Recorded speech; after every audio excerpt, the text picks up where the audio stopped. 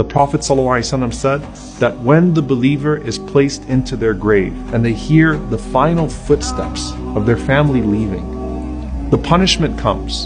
And as the punishment comes from above, your prayer stands up and it puts its hand up and says, "Ma qibali madkhal." You will not pass through me. So the prayer guards your head. And then the punishment comes to you from your right side. And the Prophet ﷺ said, your siyam, your fasting rises and stands guard and says, "Ma qibali madkhal." You will not pass through me.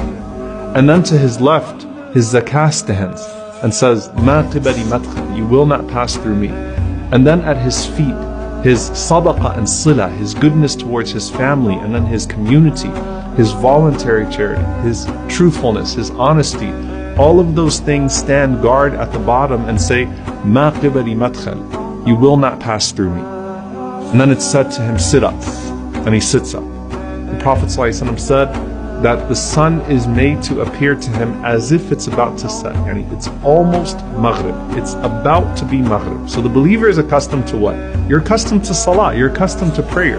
And if you wake up at an odd time, sort of disoriented, the first thing you worry about is, did I miss my prayer?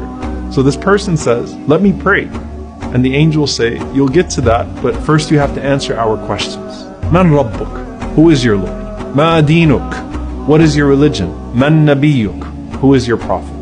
Now the only way you're going to be able to answer who your Lord is if you used to worship Him. And the only way you're going to be able to answer what your religion is if you actually used to practice it. And the only way you're going to be able to answer who your prophet is, sallallahu alaihi wasallam, is if you used to actually follow him. And if you answer right, a voice cries out from the heavens and says, "Sadaqa abdi, my slave has spoken the truth."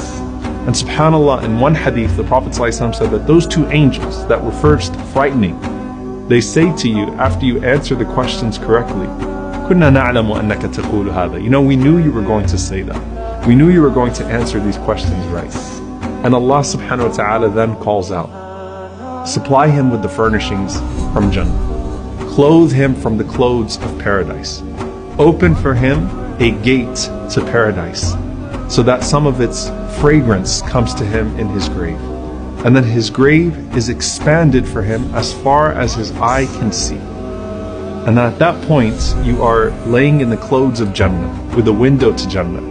And everything starts to feel like Jannah, starts to feel like paradise.